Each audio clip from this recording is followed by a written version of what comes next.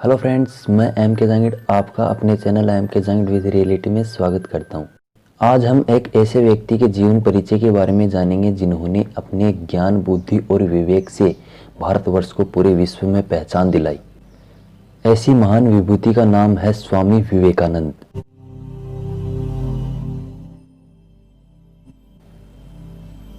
स्वामी विवेकानंद का जन्म 12 जनवरी 1863 को कलकत्ता के एक कुलीन बंगाली परिवार में हुआ था। उनके बचपन का नाम नरेंद्र नाथ दत्त था।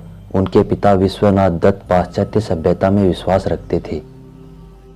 वे अपने पुत्र को भी अंग्रेजी पढ़ाकर पाश्चात्य सभ्यता के ढंग पर चलाना चाहते थे, परंतु नरेंद्र की बुद्धि बचपन से ही बड़ी तीव्र थी और परमात्मा को पाने की लालसा भी प्रबल थी। इस हेतु वे बचपन में ही ब्रह्म समाज में चले गए। वे अपने गुरु रामकृष्ण परमहंस के परम भक्त थे। उनकी पूरी निष्ठा भाव से सेवा करते थे। 25 वर्ष की अवस्था में स्वामी विवेकानंद ने गेरुआ वस्त्र धारण कर पूरे भारतवर्ष की यात्रा की।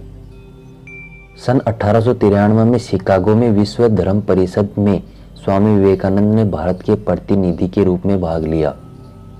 इस कार्य हेतु खेतड़ी के महाराजा ने उन्हें आर्थिक सहायता प्रदान की।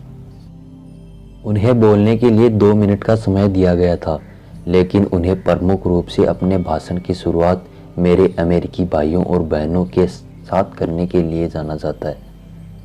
उनके संबोधन के प्रथम वाक्य ने ही सबका दिल जीत लिया। स्वामी विवेकानंद के बारे में एक कहानी ऐसे भी प्रचलित है।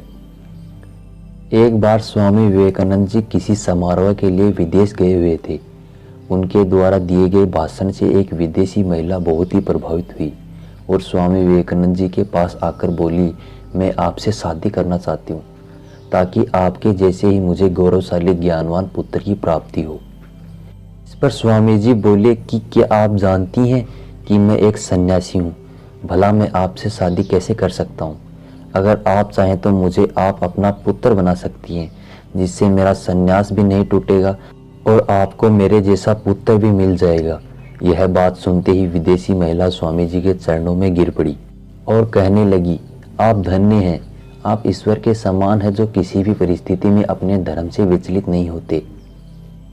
एक और ऐसी ही कहानी, एक बार जब स्वामी जी अपने आश्रम में सो रहे थे, तभी एक दुखी व्यक्ति उनके पास आकर चरणों में गिर पड़ा और कहने लगा, महाराज, मैं अपने जीवन में बहुत मेहनत करता हूँ, फिर भी मैं आज तक एक सफल व्यक्ति नहीं बन पाया।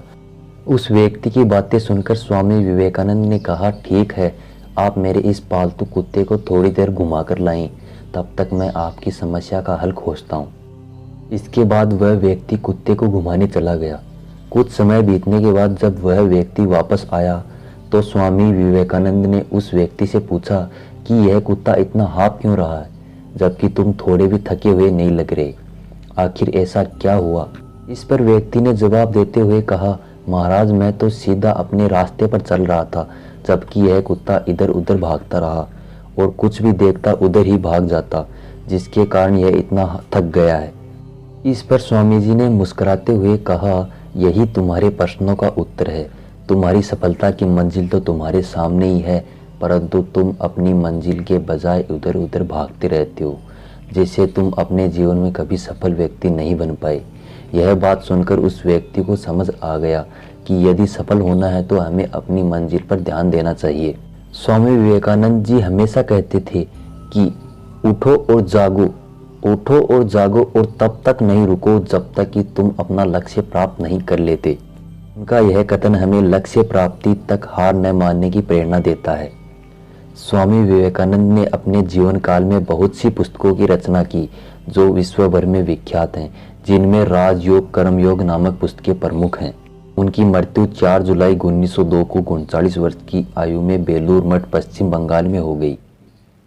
अगर आप ऐसे ही रोचक वीडियो देखना चाहते हैं और अभी तक आपने चैनल को सब्सक्राइब नहीं किया तो सब्सक्राइब कर लें और बेल आइकन को भी प्रेस कर लें ताकि आने वाली प्रत्येक वीडियो की नोटिफिकेशन आप तक पहुंच सके।